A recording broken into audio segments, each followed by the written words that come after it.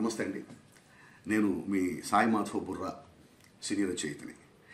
ఈ నెల 27వ తారీఖున జరగనున్నటువంటి పట్టభద్రుల ఎమ్మెల్సీ ఎన్నికల్లో ఉభయ కృష్ణా గుంటూరు జిల్లాల అభ్యర్థిగా పోటీ చేస్తున్నటువంటి ఆలపాటి రాజేంద్ర ప్రసాద్ గారికి మీ అమూల్యమైన ఓటు వేసి అఖండ మెజార్టీతో గెలిపించాలని మనస్ఫూర్తిగా కోరుతున్నానండి.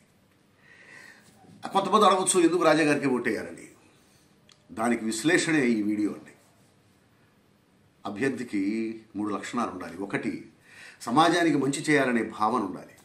2, ఆ భావన ఉంటే సరిపోదు, చేయగలిగినటువంటి సామర్థ్యం ఉండాలి. పరిస్థితులు ఆ అభ్యర్థికి అనుకూలించాలి.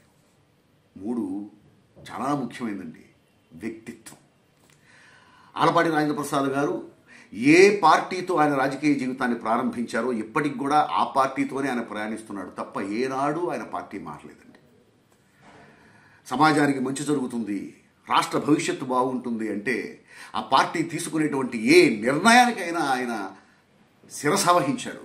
ఆయనకి నష్టం జరుగుతుందని తెలిసినా కూడా శిరసావహించాడు. ఉదాహరణకి, కూటమి ప్రభుత్వం వస్తే బాగుంటుంది, రాష్ట్ర భవిష్యత్తు బాగుంటుంది, రాష్ట్రానికి మంచి జరుగుతుందన్న ఉద్దేశంతో పార్టీ చెప్పిందన్న ఒకే ఒక్క మాటతో జీవితాంతం కష్టపడి సంపాదించుకున్నటువంటి స్థానాన్ని త్యాగం చేశారండి రాజా గారు.